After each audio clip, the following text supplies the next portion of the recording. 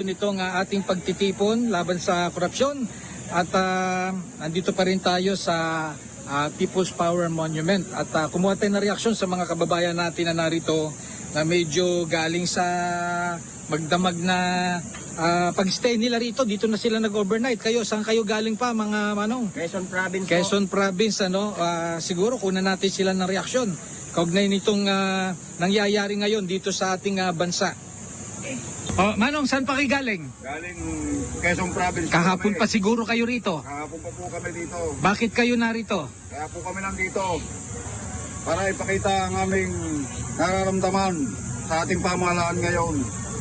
Sa inyo mga namumuno sa taas. Mr. Remulla, isa ka na dyan. Ikaw lagi naming napapanood.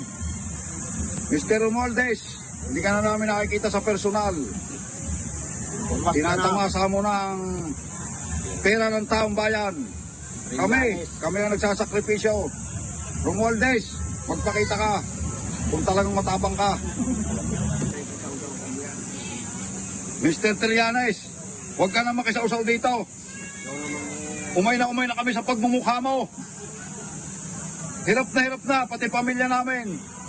Iniwan namin sa aming kinalalagyan kung saan man kaming probinsya na andon.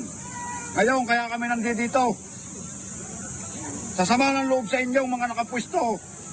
Dahil ninanakaw niyo ang kaban ng laman ng bayan.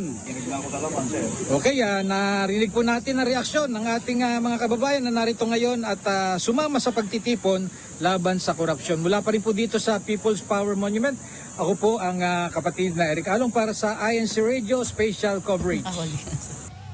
Maraming salamat po, kapatid na Eric. Yun mga kababayan, sa mga nanonood, nakikinig Ate Sam at saka Mami yan yung narinig po ninyo na reaksyon, yan ay hindi lang po isang tao ang yan ang iniisip. Opo. Hindi isang tao lang ang yan ang sinasabi. Opo. At yan ang damdamin.